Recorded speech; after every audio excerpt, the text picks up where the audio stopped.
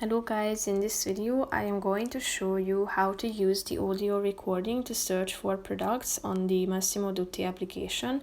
But first I just want to mention, don't forget to subscribe to my channel because at 10,000 subscribers I am going to show you my whole YouTube revenue statistics and growth strategy, how to make money online. So let's jump into it. First of all, open the application on your phone.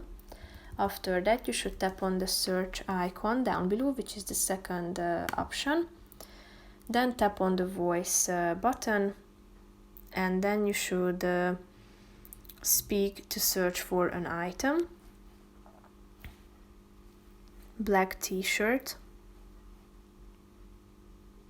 And here you can find that it is now working, so it's searching for black t-shirts, and here you can find all of the relevant results.